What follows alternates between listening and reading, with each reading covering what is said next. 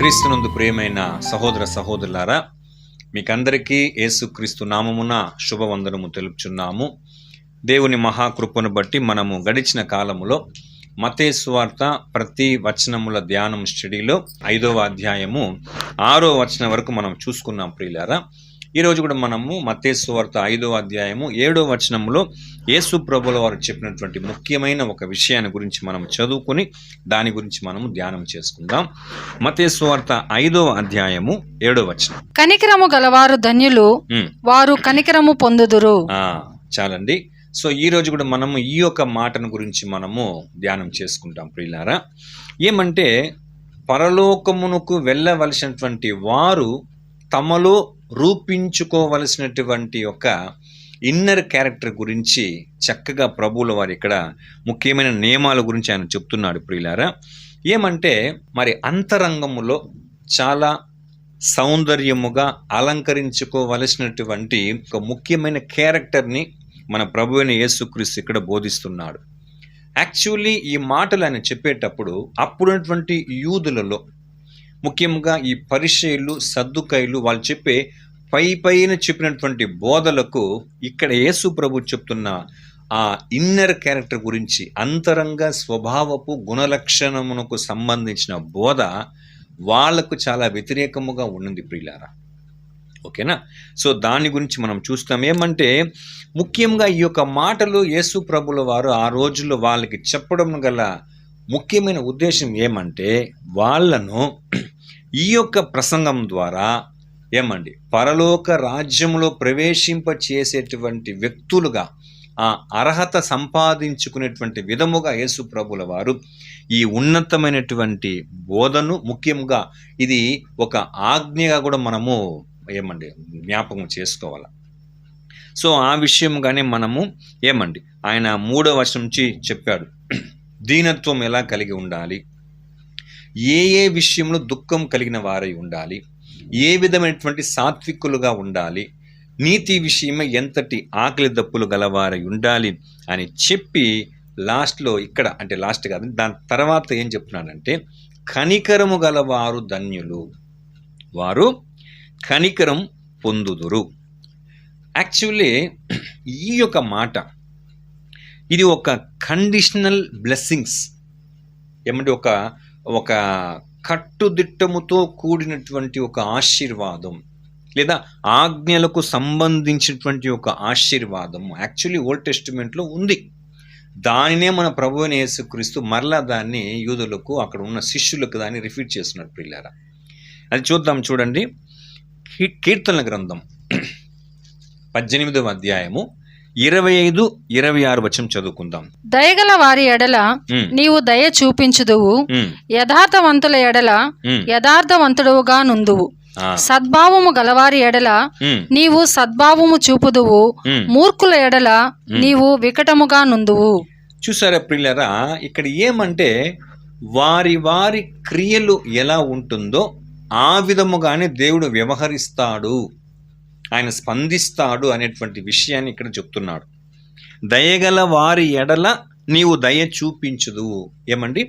Next, యథార్థవంతుల ఎడల యథార్థవంతుడుగా నుందువు, సద్భావము గలవారి ఎడల నీవు సద్భావం చూపుదువు, మూర్ఖుల ఎడల నీవు వికటముగా నుండు. అంటే ఇక్కడ మనం ఏం గమనించు, మంచిగా ఉంటే దేవుడు వారి పట్ల మంచిగా ఉంటాడు, మూర్ఖముగా వ్యతిరేకముగా కీడు చేసే వారంగా ఉంటే దేవుడు కూడా ఏం చేస్తాడు, దానికి తగినటువంటి ప్రతిఫలాన్నే దేవుడు వారికి అందించేవాడుగా ఉంటాడు. ప్రియులారా, ఇది అయితే ఈ కనికరం గల అనేటువంటి ఈ యొక్క క్యారెక్టర్ యేసు ప్రభు పరిచయం చేసేటప్పుడు యాక్చువల్లీ అది ఎవరి క్యారెక్టర్? అది మనం లూకా సువార్తలో ఇదే కాన్సెప్ట్ మనం చూసినప్పుడు చూడండి, లూకా సువార్త 6వ అధ్యాయము 36 నుంచి చదవండి 38 వరకు. లూకా 6:36 నుంచి 38 వరకు. కాబట్టి ఉమ్, మీ తండ్రి కనికరము గలవాడై ఉన్నట్టు ఉమ్, మీరును కనికరము గలవారై యుండుడి. ఉమ్, తీర్పు తీర్చకుడి, ఉమ్, అప్పుడు మిమ్మును గూర్చి తీర్పు తీర్చబడదు. ఉమ్, నేరము మోపకుడి, ఉమ్. అప్పుడు మీ మీద నేరము మోపబడదు. చూసారా? క్షమించుడి, ఉమ్, అప్పుడు మీరు క్షమింపబడుదురు. ఉమ్, ఇయ్యుడి, ఉమ్, అప్పుడు మీకియ్యబడును. ఉమ్, అణచి కుదిలించి దిగజారునట్లు ఉమ్, నిండు కొలతను మనుషులు మీ ఒడిలో కొలుతురు. ఉమ్, మీరు ఏ కొలతతో కొలుతురో ఉమ్. ఆ కొలతతోనే మీకు మరలా కొలువబడునని చెప్పెను. ఇప్పుడు మత్తయిలో జనరల్ గా చెప్పుకొని వస్తున్నాడు, కానీ ఇక్కడికి వచ్చే కొంది ఇక్కడ లూకా ఎలాగా చెప్తున్నాడంటే ప్రియులారా, ఇది తండ్రి యొక్క హృదయము, తండ్రి యొక్క లక్షణము అని చెప్తున్నాడు అక్కడ. ఏమని? కాబట్టి మీ తండ్రి కనికరం గలవాడై ఉన్నట్టు మీరును కనికరం గలవారై ఉండుడి. ఇది తండ్రి క్యారెక్టర్ ఇది అనేది చాలా స్పష్టముగా రిలీజ్ చేస్తున్నాడు ప్రియులారా. నెక్స్ట్, తీర్పు తీర్చుకుడి, అప్పుడు మిమ్మును గురించి అంటే మనం ఎట్లా వ్యవహరిస్తామో అట్లే దేవుడు వ్యవహరిస్తాడంట. క్షమించుడి, అప్పుడు మీరు ఏమవుతారు? క్షమించబడుదురు. అంటే ఈ కనికరం అనేటువంటి ఒక్క గుణ లక్షణము ఇది చాలా విషయాలకు దారితీస్తుందండి. అయితే ఇది ఒక్కటి లేదనుకోండి, వాళ్ళలో దేవుని యొక్క క్రియ ఉండదు.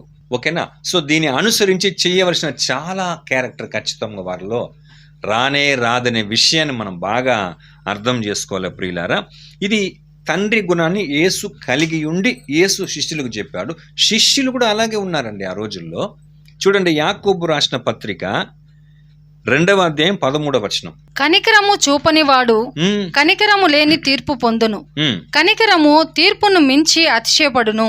చూసారా ఏమండి? ఇది నిజంగానే ఇలాంటి క్యారెక్టర్ యొక్క పరిణామము, దీని ఎఫెక్ట్ ఎంత భయంకరం ఉంది చూసారా?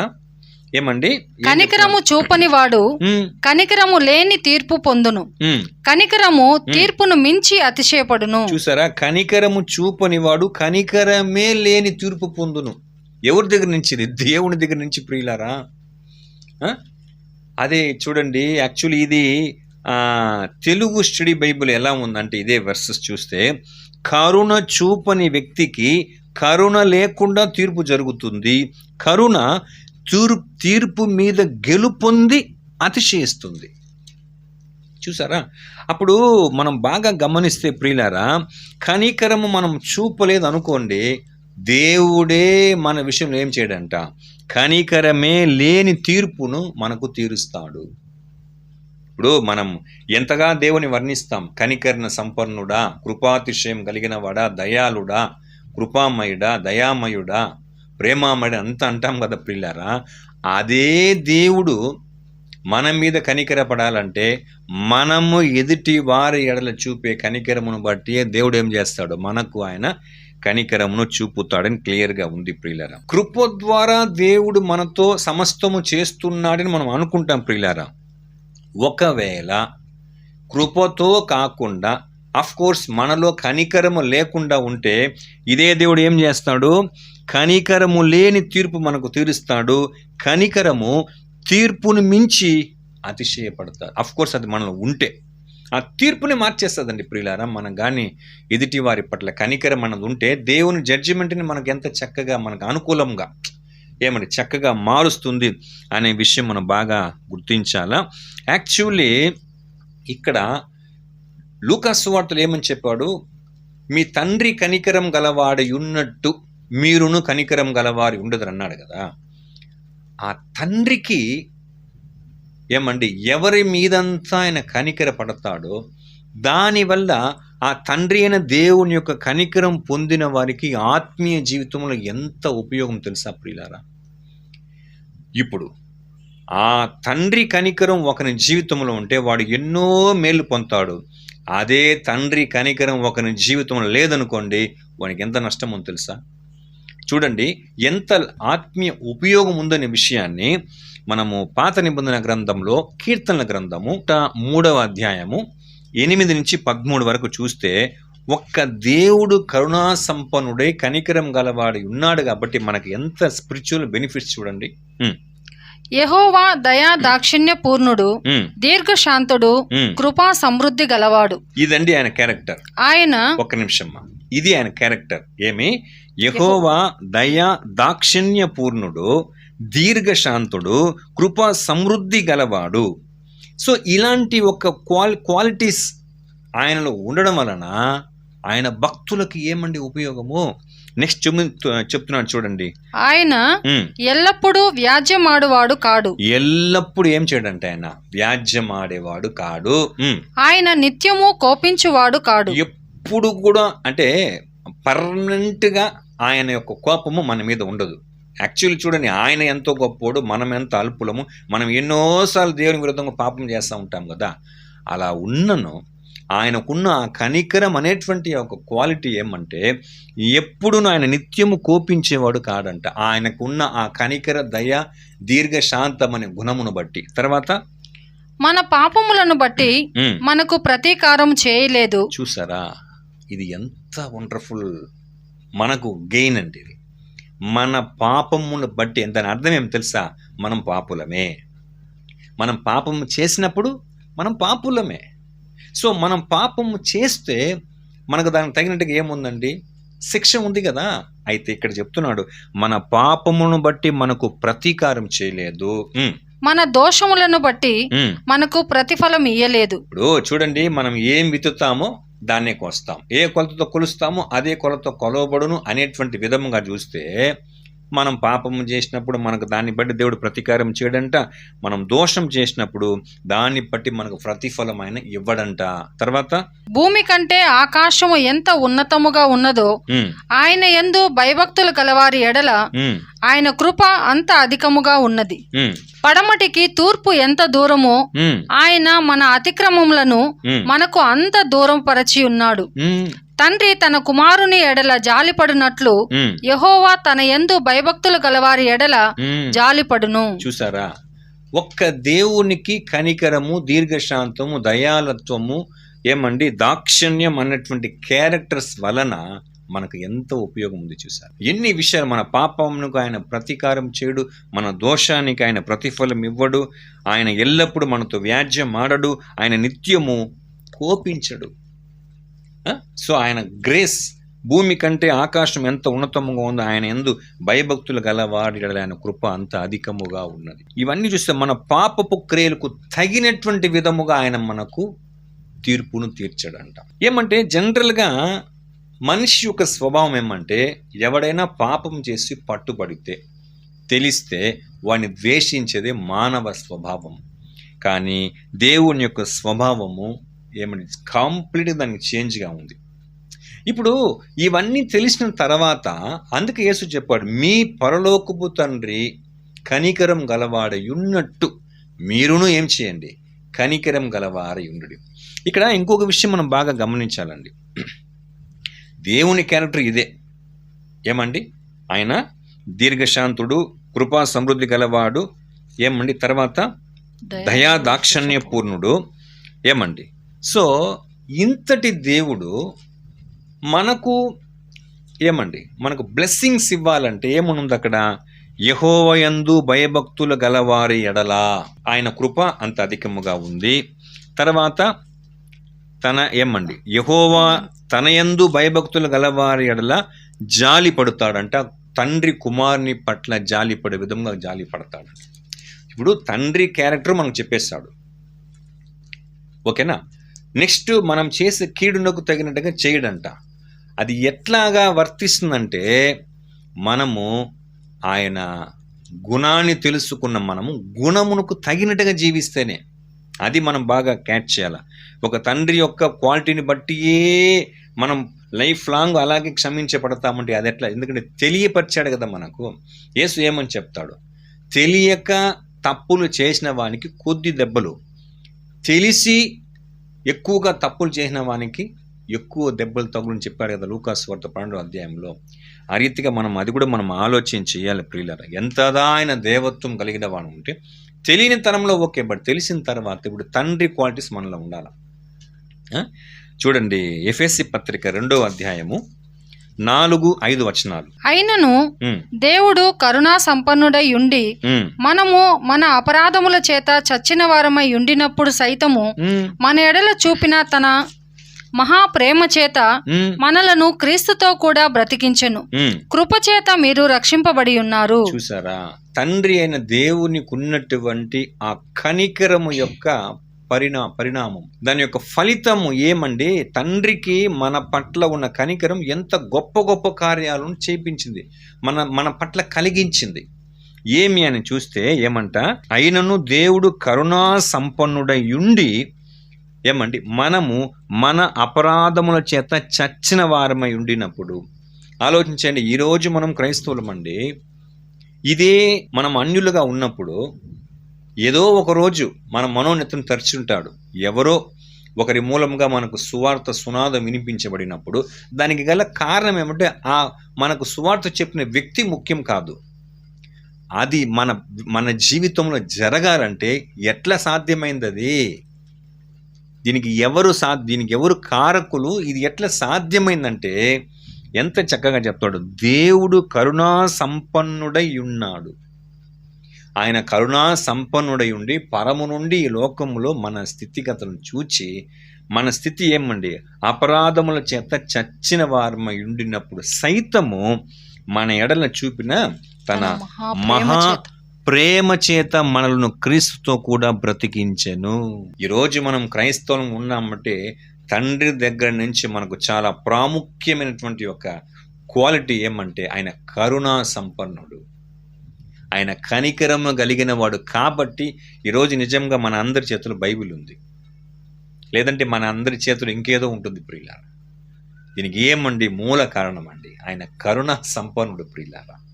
మన తండ్రికి ఉన్నటువంటి క్వాలిటీ అది అని మనం బాగా గమనించాలి. కాబట్టి ఇప్పుడు ఆయన ఎలాగున్నాడో మనము కూడా పరలోకమునకు చెందిన వారంగా, సంబంధించిన వారంగా అవ్వాలని ప్రభువు ఏం చేశారు మనల్ని, ఆయన క్వాలిటీస్ మీరు కూడా కలిగి ఉన్నాడని చెప్తాడు.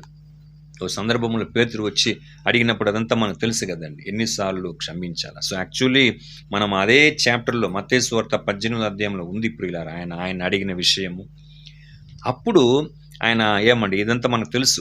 ఆ 18వ అధ్యాయంలో ఎట్లా క్షమించాలా దానికి ఒక బెస్ట్ ఎగ్జాంపుల్ చెప్తాడు, ఉపమానం చెప్తాడు ఆయన.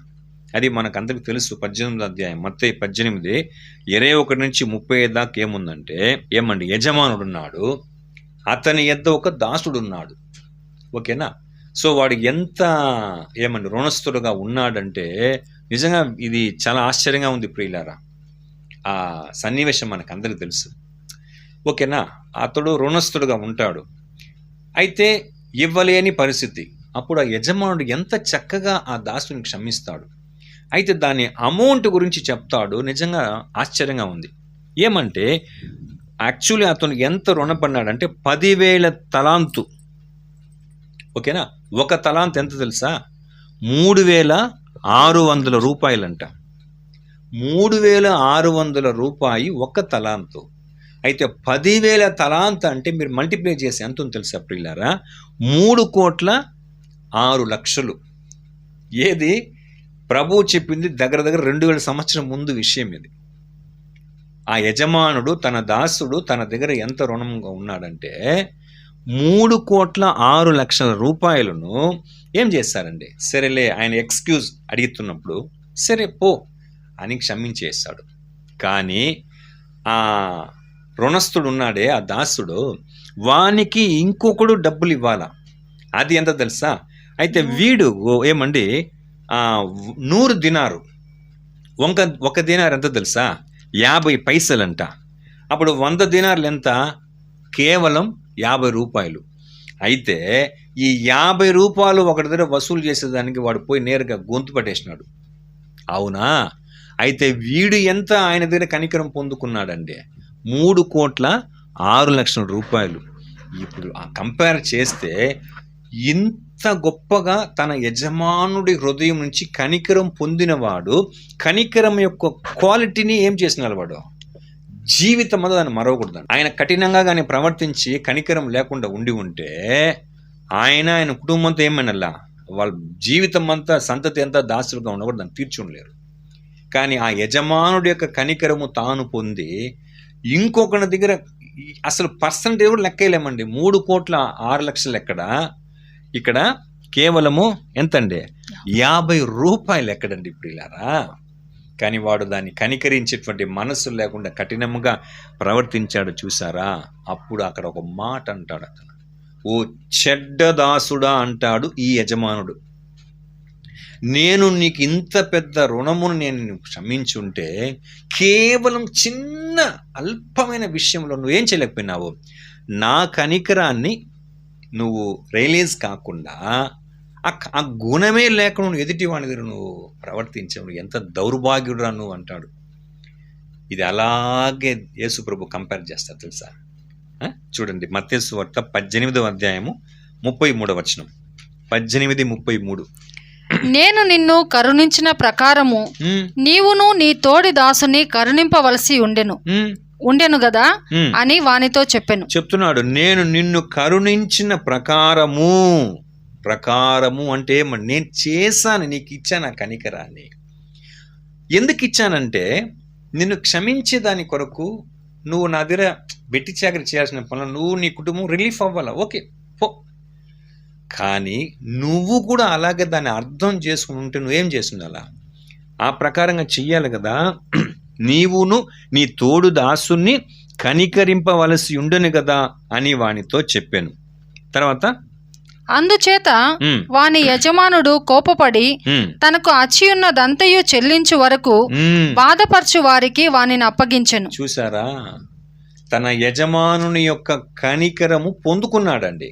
పొందుకున్న వీడు ఇంకొకరికి కనికరం చూపకపోవటం చేత ఆ పొందుకున్న కనికరమే వేస్ట్ అయిపోయింది. నిజంగా మంచి లెసన్ ఇది, మనకు మంచి పాఠం ఇది. చాలా ఎక్కువగా 3,06,00,000 అంటే తమాషా కాదండి. మరి ఇప్పటికి మల్టిప్లై చేసి అది ఎన్నో మిలియన్ వస్తుందేమో అనుకుంటాను నేనైతే. 2000 years తర్వాత మనం ఉన్నాం ఇక్కడ. అంత గొప్పగా కనికరం పొందుకున్న తర్వాతను దానికి విలువ ఇవ్వకుండా, దాన్ని అర్థం చేసుకోకుండా, ఆ గుణాన్ని తనలో కలిగి ఉండకుండా ఎదుటి వాని ఎట్లా దాన్ని చూపకుండా ఉండే ఆ కఠినం ఏమైపోయిందంటే, ముందు కనికరపడిన యజమానుడు మళ్ళీ ఏం చేయలేకపోయినాడు, కనికర పడకుండా ఏం చేశాడంట, యజమానుడు కోపబడి తనకు అచ్చి ఉన్నదంతయు చెల్లించు వరకు బాధపరచు వాని చేతికి వారిని అప్పగించాను. సో ఇది ఎందుకు చెప్పాడు?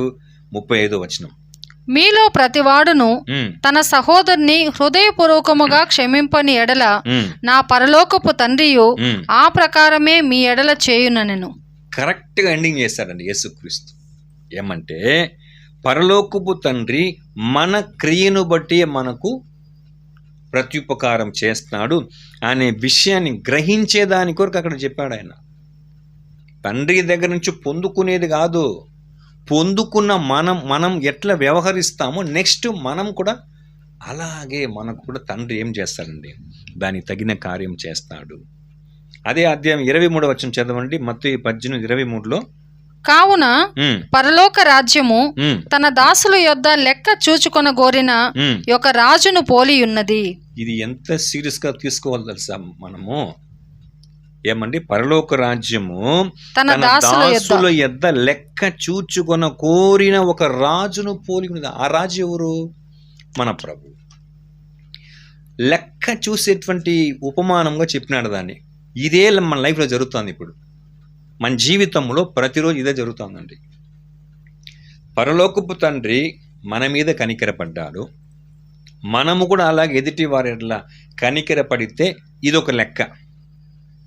ఈ లెక్కని బట్టి మనకు లాస్ట్లో కౌంటింగ్ ఉంటుంది. కానీ పరలోకపు తండ్రి యొక్క కనికరమును పొందుకున్న తర్వాతను మనం ఎదుటి వారి పట్ల అదే రకంగా లేదనుకోండి, అదొక లెక్క ఉంది. ఈ లెక్కకు తీర్పు ఉంది, ఈ లెక్కకు ఏముందండి? తీర్పు ఉందనే విషయం మనం బాగా గమనించాలి ప్రియులారా.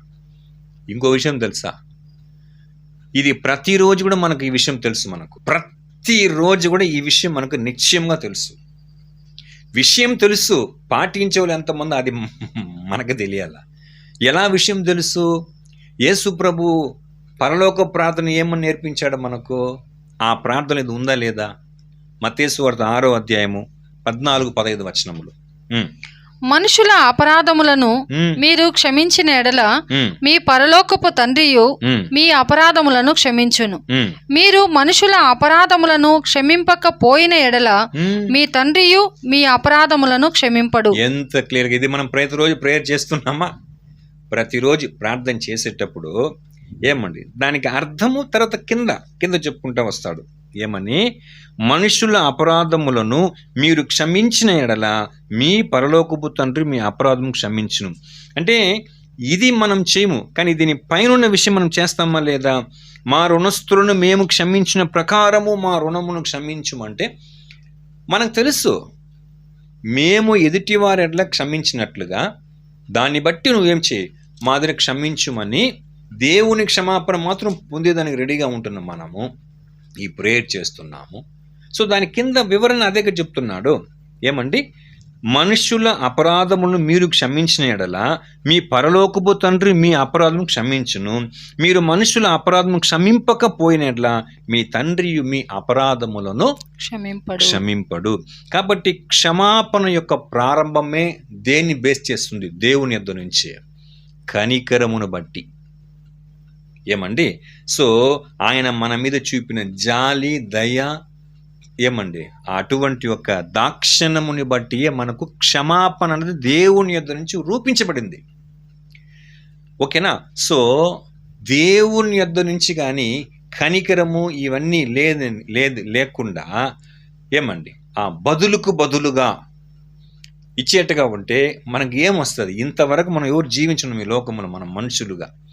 కాబట్టి దేవుని యొక్క క్షమాపణకు మూలమే ఆయన గుణలక్షణములో ఆయనకు మన మీద ఉన్నటువంటి కనికరమే ప్రాముఖ్యమైన ఒక అంశంగా ఉంది ప్రియులారా. ఓకేనా? అది మనం బాగా గమనించాలి. దేవుడు మనకు సరిగా తీర్పు తీర్చేటగా ఉంటే ఈరోజు మనం ఎప్పుడో నిర్మూలమైపోయి ఉంటాం. ఈ విషయాన్ని చెప్తాను చూడండి, నెహెమ్యా చెప్తాడు చూడండి చక్కగా. నెహెమ్యా గ్రంథము 9వ అధ్యాయము 17వ వచనం. వారు విధేయులగుటకు మనసు లేనివారై తమ మధ్య నీవు చేసిన అద్భుతములను జ్ఞాపకము చేసుకొనక. అంటే ఇక్కడ ఏం తెలుసుకోవాలంటే ఇజ్రాయేలీయులు యెహోవా దేవుని యొద్ద ఎలాగున్నారు, కానీ యెహోవా దేవుడు వాళ్ళ పట్ల ఎలా ఉన్నాడు అనేదాన్ని వివరిస్తున్నాడు ఆయన. ఏమ్మా ఇంకోసారి? వారు విధేయులగుటకు మనస్సు లేనివారై తమ మధ్య నీవు చేసిన అద్భుతములను జ్ఞాపకము చేసుకొనక తమ మనస్సును కఠినపరుచుకొని తాముండి వచ్చిన దాస్యపు దేశమునకు తిరిగి వెళ్ళుటకు ఒక అధికారిని కోరుకొని నీ మీద తిరుగుబాటు చేసిరి. ఏమండి? నెహెమ్యా కాలంలో కూడా ఎలాగ ఉన్నారు చూసినారా వాళ్ళు ప్రియులారా? యాక్చువల్గా దానికంటే ముందున్నటువంటి పరిస్థితిని చెప్తున్నాడు ఆయన. నీవే వాళ్ళు నడిపించావు, నీవే దేవుడుగా ఉన్నావు, కానీ వీళ్ళు ఏం చేశారంటే తమ మనస్సును వాళ్ళు ఏం చేస్తున్నారంటే కఠినపరుచుకొని తానుండి వచ్చిన దాస్యపు దేశమునకు తిరిగి వెళ్ళుటకు ఒక అధికారిని కోరుకున్నారు. అదే కాదు, యాక్చువల్గా అంతకుముందు వాళ్ళు ఏం చేస్తారు? అధికారిని మాత్రం కాదు, ఒక దేవతను ఏం చేస్తున్నారు వాళ్ళు? దూడ ప్రతిమను చేసుకున్నారు కదా. ఎంత దౌర్భాగ్యమైన పరిస్థితి! ఇదిదా వాళ్ళ బేసిక్ మైండ్ సెట్. అయితే నీవు క్షమించుటకు సిద్ధమైన దేవుడవును, దయా వాత్సల్యము గలవాడవును, దీర్ఘశాంతమును, బహుకృపయు గలవాడవయుండి వారిని విసర్జింపలేదు. వీళ్ళ క్యారెక్టర్ ఎంత నీచంగా ఉంది, దేవుని గుణం ఎంత గొప్పగా ఉంది. ఏమండి? ఎంత చక్కగా చెప్తున్నాడు. ఆ క్యారెక్టర్ చూడండి ప్రియులారా. అయితే నీవు క్షమించుటకు సిద్ధమైన దేవుడు. ఇప్పుడు చూడండి, ఇక్కడ కూడా మనకు రివీల్ చేస్తున్నాడు నెహెమ్యా. ఆయన క్షమించుటకు రెడీగా ఉన్న దేవుడు. అయితే ఆయన క్షమించేదానికి రెడీగా ఎలాగ రెడీగా ఉన్నాడు అంటే ఆయన క్యారెక్టర్ దానికి కారణం. ఏమా క్యారెక్టర్? దయా వాత్సల్యము గలవాడును. ఆయనకున్న క్యారెక్టర్. ఎందుకు క్షమిస్తున్నాడు యెహోవా అంటే, క్షమించాడంటే ఆయన దయా వాత్సల్యము గలవాడును, దీర్ఘశాంతము, ఏమండి దీర్ఘశాంతమును, బహు కృపయు గలవాడయుండి వారిని ఆయన విసర్జింపలేదు. ఇంత క్వాలిటీస్ ఆయనలో ఉంది కాబట్టి ఆ ప్రజలు అంత దౌర్భాగ్యంగా ప్రవర్తించినప్పుడు దేవుడు వారిని ఏం చేయలేదు? విసర్జింపు. ఎందుకంటే యేసు లూకాలో చెప్పినట్టు మీ పరలోకపు తండ్రి కనికరం గలవాడు ఉన్నట్టు అంటే ఆ పరలోకపు తండ్రికి కనికరం చూస్తే మనం ఓల్డ్ టెస్ట్మెంట్ అంతా చూడొచ్చు ప్రియులారా. అక్కడక్కడ ఒక్కొక్క వర్సెస్ ఆ కీర్తనలో ఒకటి తీసుకున్నాము. ఇక్కడ ఇప్పుడు నెహెమ్యా గురించి ఒకటి తీసుకున్నాం. ఇంకో చోట చూడండి, ఇర్మియా ప్రవక్త విలాప వాక్యములో ఉంది చూడండి. విలాప వాక్యములు 3వ అధ్యాయము 22-23 వచనములు. విలాప వాక్యం 3వ అధ్యాయం 22-23 వచనం చూడండి. యెహోవా కృపగలవాడు, ఉమ్, ఆయన వాత్సల్యత ఉమ్, ఎడతెగక నిల్చున్నది గనుక ఉమ్, మనము నిర్మూలము కాకున్న వారము. ఉమ్, అనుదినము నూతనముగా ఆయనకు వాత్సల్యత పుట్టుచున్నది. ఉమ్. నీవు ఎంతైనా నమ్మదగిన వాడవు. చూసారా, ఇప్పుడు మనము నిన్నటి దినమున ఒకవేళ పాపం చేసి ఉంటే ఈ రోజు మరలా మనం ఇంతంతా సత్యం తెలుసుకున్నప్పుడు ఈ రోజు మరలా మనకి ఎట్లా పొద్దు పుట్టింది, ఎట్లా మనం మనిషిగా నరులుగా జీవిస్తున్నామంటే అదేమన్నా ఫీడ్ అయిపోయిందా? కాదండి. నిన్న దేవునికి విరోధముగా పాపము చేసి మనుషులకు విరోధముగా పాపము చేసినను మరలా ఈరోజు మనం జీవముతో ఉన్నామంటే దానికి ఏమండి కారణం? అదే చెప్తున్నాడు, యెహోవా కృపగలవాడు, ఆయన వాత్సల్యత ఎడతెగక నిలుచున్నది కనుక మనము నిర్మూలము కాకున్న వారం. ఆయన వాత్సల్యత ఇప్పటిదాకా ఎడతెగక ఉంది. దీనికి అందువలనే మనం ఏం కాలేదు, ఇంకా నిర్మూలం కాలేదండి. మీకు తెలుసండి, మీ చుట్టుపక్కల వాళ్ళు, మీతో పాటు ఉన్న వాళ్ళు, మీకు పరిచయస్తులు, బంధువులు, సో మెనీ పీపుల్స్ ఎంతోమంది నిర్మూలం అవుతారు. ఎంతోమంది దుర్మరణాల పాలవుతారు, విపత్తుల పాలవుతారు, రకరకాల షాక్గా చనిపోతున్నారు. బట్ ఈ రోజు వరకు మనం జీవంతో ఉన్నామంటే మనం పాపము లేకుండా పరిశుద్ధమనా? కానే కాదండి. దేవుడు కృపగలవాడు కనుక ఆయన వాత్సల్యతను ఎడతెగక మన మీద నిలుపుతున్నాడు కాబట్టి మనం ఏం కాలి, ఇంకా నిర్మూలము కాకున్న వారము. అనుదినము నూతనముగా ఆయనకు వాత్సల్యత పుట్టుచున్నది. ఏమండి, అనుదినము నూతనముగా వాత్సల్యత ఏమో తెలుసా? అంటే దేవుడు అప్డేట్ అవుతున్నాడా? తెలియని విషయం ఏమైనా కలిగి ఉన్నాడనా? అంటే ఆయన నిన్న మనం చేసిన పాపని మర్చిపోతున్నాడు, మొన్న మనం చేసిన పాపని మర్చిపోతున్నాడు, అంతకుముందు చేసిన పాపని మర్చిపోతున్నాడు. ఎందుకంటే మర్చిపోతేనే మనకు నూతనంగా ఆయన ఏమి ఇస్తాడండి? వాత్సల్యత్వం. అంటే మర్చిపోవడం అంటే దాని అర్థం తెలుసా? మతి మరుపు ఉన్న వ్యక్తి అని చెప్పడంలో నేను, ఆయన ప్రేమ, ఆయన కృప, ఆయన కనికరం ఏం చేస్తుందంటే దాన్ని బట్టి మనకు శిక్షింపక, దాన్ని బట్టి మనకు దండనలోకి నడిపించక గ్రేస్లో కృపలు తీసుకొస్తున్నాడు. అందువల్ల అది మనం ఎలా తీసుకుంటే ఆ విషయం, ఆ భక్తుడు చెప్తున్నాడు ఆ మాటని ఏమని, అనుదినము నూతనముగా ఆయనకు వాత్సల్యత పుట్టుచుంటే. ఇప్పుడు మనం మొన్న పాపం చేసిన క్షమాపణ అడిగి ఉంటాం, నిన్న చేసిన క్షమాపణ అంటే నూతనముగా ఆ రోజు కొత్త రోజు వచ్చినప్పుడు మనం క్షమిస్తున్నాడు. అంటే ఆయన నిజంగా ఆయన గతమును బట్టి మనం శిక్షించగా నూతనముగా దేవుడు మనం ఏం చేస్తున్నాడు ప్రియులారా? ఆయన మన వాత్సల్యతను ఆయన చూపుతున్నాడనే విషయం మనం బాగా గమనించాలండి. ఓకేనా? అందువల్లనే మనము నిర్మూలం కాకుండా ఉన్నాం. చూడండి, కీర్తన గ్రంథం 86వ అధ్యాయం 5వ వచనం. ప్రభువా, నీవు దయాళుడవు, క్షమించుటకు సిద్ధమైన మనసు గలవాడవు, నీకు మొరపెట్టు వారందరి ఎడల కృపాతిశయము గలవాడవు. చూసారండి, ఎంత గొప్ప వర్ణన! ఆ దేవుని యొక్క క్వాలిటీస్ ఎలా ఉంది చూసారా? ఏమండి, ప్రభువా నీవు దయాళుడవు, క్షమించుటకు సిద్ధమైన మనసు గలవాడవు. నిజంగా ఇది చదువుతా ఉంటే ఎలా ఉంది తెలుసా అండి? నిజంగా కొన్ని సందర్భంలో మనం దీన్ని మెయింటైన్ చేయాలంటే మనం సిగ్గుపడాలండి. ఎందుకంటే కొందరు కొన్ని తప్పులు చేసిన తర్వాత నిజంగా వచ్చి వాళ్ళు మన దగ్గర క్షమాపణ అడిగేటప్పుడు మనం ఏం చేయాలా? క్షమించాలా. క్షమించకుండా బిల్డప్ ఇచ్చామనుకోండి, అప్పుడు మనకు దేవునికి సంబంధమే లేదు. ఎందుకు చెప్పండి? క్షమించేటువంటి మనస్సు మనకు సిద్ధంగా లేదు. ఎంత వండర్ఫుల్ క్యారెక్టర్ చూసారా? ఏమండి, మన దేవుడు మనం సహాయం అడిగితే సహాయమును ఇచ్చేదానికి, మన అక్కర్లు తీర్చేదానికి మాత్రమే సిద్ధమైన వాడు కాదు ఆయన. అంత మాత్రమే కాదు, యెహోవా ఒక క్వాలిటీస్. ఆయన ఎలాంటి వాడంటే, నీవు దయాళుడవు, క్షమించుటకు సిద్ధమైన మనస్సు గలవాడు. ఈరోజు మన పిల్లలు ఏదైనా తప్పు చేసేస్తేనే మనం ఏం చేయలేమండి. క్షమిస్తాం, 4 వడ్డించి క్షమిస్తాం, అది ఓకే, అది ఒక క్రమశిక్షణ అనుకోండి. కానీ సిద్ధమైనటువంటి మనస్సు, అది దాంటి దేవుని స్వభావము, అదే దేవుని స్వభావం. సిద్ధమైన మనస్సు గలవాడవు, నీకు మొరపెట్టు వారందరి ఎడల కృపాతిశయము గలవాడవు. ఎంత గొప్ప దేవుని ఇది! దీనికి ఏమండి ముఖ్యమంటే దేవుని యొక్క కనికరమే మనల్ని క్షమించేదానికి సిద్ధమైన మనస్సుని దేవుడు కలిగి ఉన్నాడనే విషయం మనం బాగా గమనించాలా. ఓకేనా?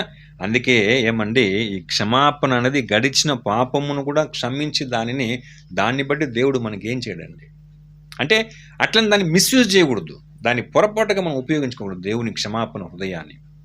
ఓకేనా? సో అందుకే కొండ మీద ప్రసంగంలో యేసు ఇంత చక్కగా ఇదన్నీ చదివాము, ఇంకా చాలా ఉన్నాయండి. అందుకే ఆయన బాగా నోట్ చేస్తున్నాడు. లూకా 6:36 ఒకసారి చూడండి, ఇంకోసారి లూకా 6:36. కాబట్టి మీ తండ్రి కనికరము గలవాడై ఉన్నట్టు మీరును కనికరము గలవారై యుండుడి. ఎంత గొప్ప విషయం! ఇప్పుడు అర్థమైందా? కాబట్టి మీ తండ్రి కనికరం గలవాడై ఉన్నట్టు మీరును కనికరం గలవారై ఉండుడి. తండ్రి కనికరాన్ని మనం బాగా ధ్యానం చేయాలి ప్రియులారా. ఆయన చూడండి, యేసుకి యెహోవా దేవుని యొక్క కనికర గల హృదయం బాగా తెలుసు కాబట్టి ఈ భూమి మీదకి వచ్చినప్పుడు ఎంత కనికరపడ్డాడండి. ఆయా కాలములో వాళ్ళకి ఏం కావాలనో అది కనికరపడి ఇచ్చాడు. ఓకే, నెక్స్ట్ ఎదుటి వాళ్ళ కనికరం పడి రక్షణను కలిగించాడు. అంటే ఇన్స్టెంట్గా కావాల్సింది ఇచ్చినాడు, దీర్ఘకాలమును కావాల్సింది ఇచ్చినాడు, నిత్య జీవం కావాలని ఇచ్చినాడు. ఇన్స్టెంట్గా ఏమి, ఆయన సువార్త చెప్తా ఉంటే అక్కడే ఉన్నారు రాత్రింబగళ్ళు. అప్పుడు వీళ్ళకి ఆకలి వచ్చింది కాబట్టి వారి మీద కనికరపడి ఏం చేశాడు ఆయన? వాళ్ళకి రొట్టెలు తర్వాత చేపలు ఇచ్చాడు. అది ఇన్స్టెంట్గా వాళ్ళ మీద కనికరం కలిగింది. నెక్స్ట్, వీరు కాపరి లేని గొర్రెల వల్లే చెదరి ఉన్నారని కనికరపడి ఏం చేశారు? వాళ్ళకి ఒక మంచి కాపరిగా ఆయన ఉంటూ పరలోక రాజ్య సువార్తను వాళ్ళకి ప్రకటించారు. ఎందుకంటే ఒక పూట ఒక రోజు 2 రోజులు భోజనం పెట్టే విషయంలో ఒక స్మాల్ లెవెల్గా మాత్రమే కాదు, ఆయన అక్కడ ప్రజలకి ఆకలి యొక్క ఆహారం ఇచ్చి తీర్చాడు. ఇక్కడ ఆత్మీయమైనటువంటి స్థితిలో చెదిరిపోయిన వాళ్ళ మీద ఏం చేసినాడు? ఆయన కనికరపడ్డాడు. నెక్స్ట్, ఇలాంటి ప్రసంగం ఇవ్వడం ద్వారా వీళ్ళని పరలోకానికి ఏం చేస్తున్నారు? వాళ్ళని ఈ ప్రసంగం ద్వారా వాళ్ళని అక్కడ వెళ్ళి అధిష్టానం చేయాల్సేలాగా, వాళ్ళని అక్కడ ఆ రాజ్యాన్ని స్వతంత్రించుకునే విధంగా వాళ్ళ మీద కనికరపడి ఆత్మీయ స్థితిని చక్కగా నడిపి, ఇదంతా కనికరం ఉంటేనే చేయగలుగుతారండి. లేకపోతే మీ కర్మ మీది పోరా అని చెప్పేసి వచ్చు కదా, అలా చేయాలి. ఆయన 3.5 సంవత్సరం పరిగెత్తి నడిచి ప్రయాణం చేసి రాత్రి మగులు ఎంత కష్టపడి, దీనికి ఏం కారణమో? వీరు కాపరు లేని గొర్రెల వల్లే ఉన్నారని, చెదిరిపోయి ఉన్నారని వాళ్ళ మీద ఏమి అయినా ఆయన కనికరపడ్డాడు ప్రియులారా. ఎందుకంటే అప్పట్లో ఉన్న యూద మత పెద్దలు వీళ్ళందరూ ఎలాంటి వారండి? వేషధారులైన శాస్త్రుల పరిశీలన మీకు అయ్యో అంటే వీళ్ళు తప్పుదారు నడిపిస్తున్నారు వాళ్ళని. సో వాళ్ళు అలాగే ఉన్నారు, వాళ్ళ చేత నడిపించబడిన వాళ్ళు. అందుకే చెప్తాడు, మీరు గుడ్డివారుగా ఉండి మీరు పరలోకానికి పోరు, పోయే వాళ్ళని అలాగా ఉంది ప్రభువుల వారు ఆయన శరీరదాడుగా వచ్చినప్పుడు. అందుకే వాళ్ళ మీద కనికరపడి ఏం చేశారు ఆయన? అప్పుడు చూడండి ఎంత గొప్ప కార్యం. రెండవదిగా ఇంకొక కార్యం చేస్తారు, అది చాలా గొప్పదండి. అదంతా కనికరముల మనసు ఉంటేనే. ఏమండి, ఒక విధవరాళ్ళు ఏమైంది? ఒక విధవరాలు ఉంది కదా, ఆమెకు ఒక యవ్వన పిల్లాడు చనిపోతాడు. అలాగే పాడి మీద పెట్టి తీసుకొని పోతూ ఉంటారండి. అప్పుడు యేసు ప్రభు ఆ స్త్రీ మీద కనికరపడి వెళ్తున్న వారిని నిలిపి పాడిని ముట్టి ఏం చేస్తాడండి? అది ఒకసారి చదువుదామా? లూకా సువార్త 7వ అధ్యాయము 13వ వచనం. ప్రభు ఆమెను చూచి ఆమె యందు కనికరపడి ఏడవద్దని ఆమెతో చెప్పి దగ్గరకు వచ్చి పాడెను ముట్టగా మోయుచున్న వారు నిలిచిరి. ఆయన చిన్నవాడా లెమ్మని నీతో చెప్పుచున్నాననగా ఆ చనిపోయిన వాడు లేచి కూర్చుండి మాటలాడసాగెను. ఆయన అతనిని అతని తల్లికి అప్పగించెను. ఏమండి ఇదంతా ఎట్లాగా, దేని వలన ఇది జరిగింది? ఆయనకు ఆ విధవరాలి మీద కనికరం వచ్చింది. చనిపోయిన వాడిని తీసుకొని ఇంకా పాతి పెట్టే సందర్భం అది కొంచెంసేపట్లో. అటువంటి సందర్భములను ఆ విధవరాలి మనసును తెప్పరులు ఇది ఇది 5 రొట్లు 2 చేపలు చేసి ఆ పూటకు ఆహారం ఇచ్చిన తృప్తి ఇదే. చనిపోయిన వాని లేపి ఒక ఎందుకంటే విధవరాళ్ళు, భర్త లేడు, ఉన్న కొడుకు చనిపోయాడు, యవ్వనుడు. ఎంత కనికరం! ఇదంతా ఇది చెయ్యాలంటే ఫస్ట్ ఏముండాల? ఆ కనికరం గల మనస్సు ఉండాల. అందుకే క్లియర్గా ఉంది అక్కడ. ఆ మీద కనికరపడి ఏం చేస్తాడు? ఆ యవ్వనుని జీవంతో లేపి ఆయనకు అప్పగించాడు. కాబట్టి లోకములో ఏమండి ఎంత గొప్పగా ఆయన జీవించినప్పుడు తండ్రి యొక్క కనికరాన్ని ఆయన కలిగి ఉండి దాన్ని రిలీజ్ చేస్తారు పిల్లలు, ఆ యొక్క మైండ్ సెట్ని, ఆ యొక్క క్రియని. ఓకేనా? సో ఇలాగ మనం గమనిస్తే ప్రియులారా, ఈ లోకములో మనం ఈ ఆత్మీయ జీవితంలో ఏమండి ఇటువంటి ఒక పరిస్థితి మనకు ఎలా కలిగింది? ఈరోజు మన చుట్టూ ఎంతమంది పాపకూపంలో ఉన్నారు, అజ్ఞానంలో ఉన్నారు. కానీ ఈ యొక్క ఆత్మీయత మనకు ఎలా దొరికింది? దేవుని నీతి, దేవుని సత్యము, ముఖ్యముగా దత్తపుత్రత్వము. మనం ఎవరు ఇజ్రాయెల్ కాదు, ఇక్కడ మనమంతా అన్యులు. ఈ దత్తపుత్రత్వము, తర్వాత ఈ పరిశుద్ధమైన జీవితము, పరసంబంధమైన పరిశుద్ధ పిలుపు, దేవుని గూర్చి ఆయన కుమారుని గూర్చి సత్యమును గూర్చినటువంటి జ్ఞానము, మనము పొందబోయేటువంటి నిత్య జీవపు ఇవన్నీ మనకు ఎలా దొరికింది అనుకుంటున్నాం మనం? దీనికి ఏమంటే మూల కారణం? ఎందుకంటే ఇవన్నీ మనం అనుభవిస్తున్నాం కదా ఇప్పుడు. దీనికి ఏం కారణము? చూడండి, చక్కగా పౌలు చెప్తాడు. తీతుకు రాసిన పత్రిక 3వ అధ్యాయము 5వ వచనం. తీతు 3:5. మనము నీతిని అనుసరించి చేసిన క్రియల మూలముగా కాక, చూసారా, మనము నీతిని అనుసరించి చేసిన క్రియల మూలముగా కాక తన కనికరము చొప్పుననే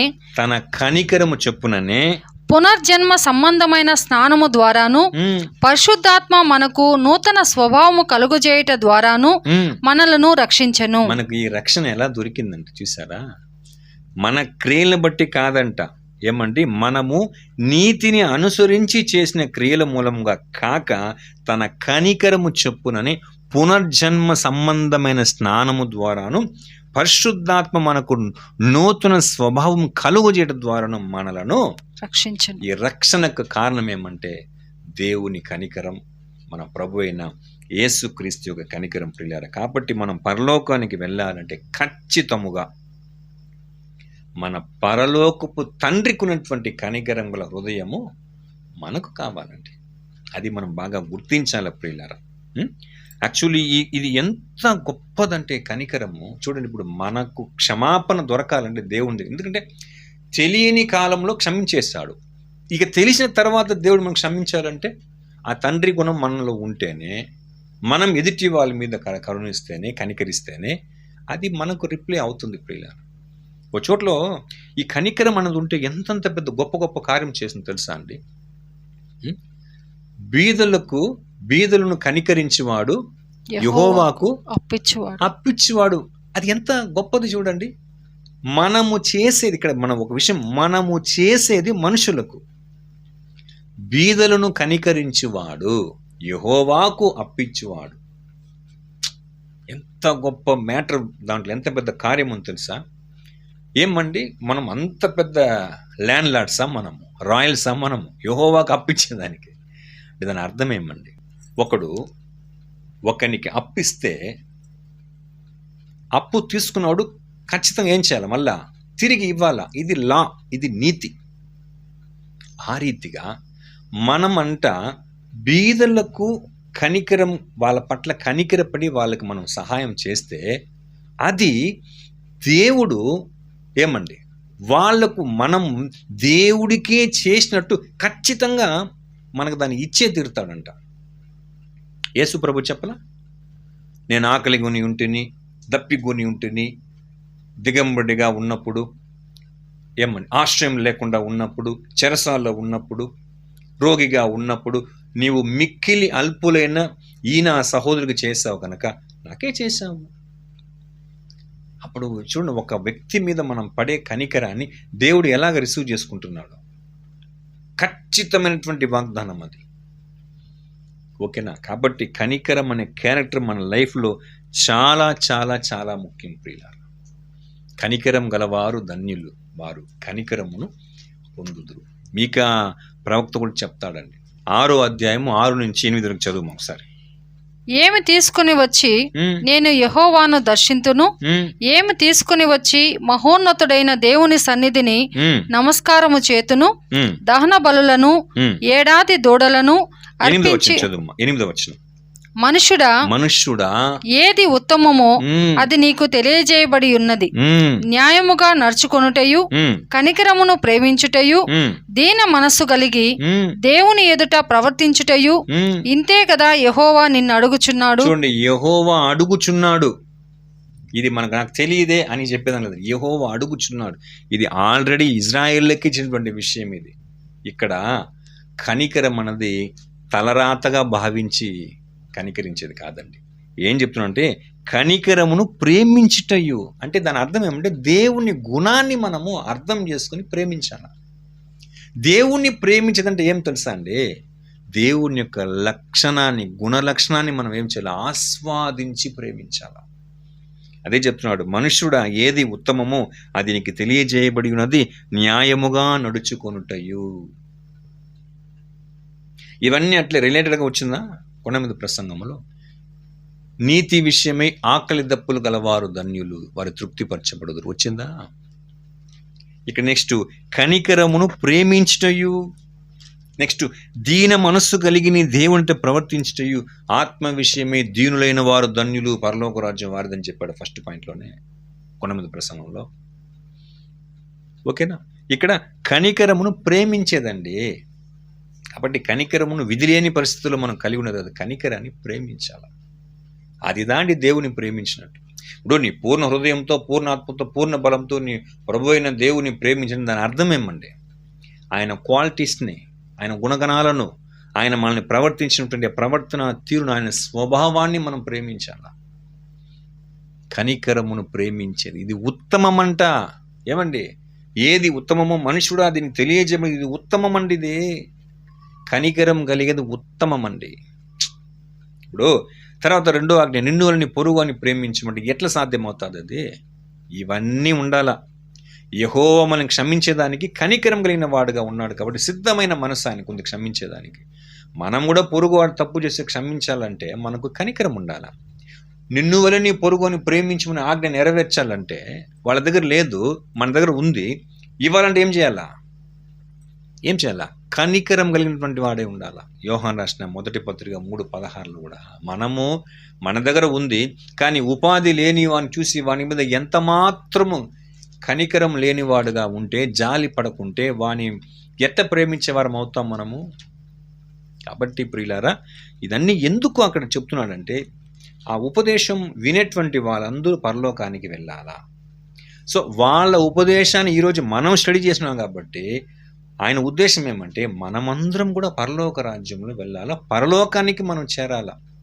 బట్ ఇలాంటి క్రియలు లేకుండా ఖచ్చితంగా మనం ఏం చేయలేం, పరలోకానికి పోలేం. నేను పదే చెప్తున్నా, పరలోకానికి మనం వెళ్ళాలంటే ఆ లోకమునకు కర్త ఎవరు? యెహోవా దేవుడు. ఆయనకున్న గుణం మనకు లేదనుకోండి, ఖచ్చితంగా మనం అక్కడికి పోలేం. ఆ విషయం మనం బాగా గమనించి ఏమండి ఈ యొక్క ఎన్నో విషయం అండి ఇది. ఆత్మ విషయమే దీనిన వారుగా ఉంటూ, ఏమండి దుఃఖపడు వారుగా ఉంటూ, సాత్వికులుగా ఉంటూ, నీతి కొరకు ఆకలి దెబ్బలు గలవారుగా ఉంటూ, కనికరం గలవారుగా ఉంటే మనం ఖచ్చితంగా పరలోకానికి వెళ్ళి చేరగలం. అటువంటి మహాకృప దేవాది దేవుడు మనకందరికీ అనుగ్రహించును గాక.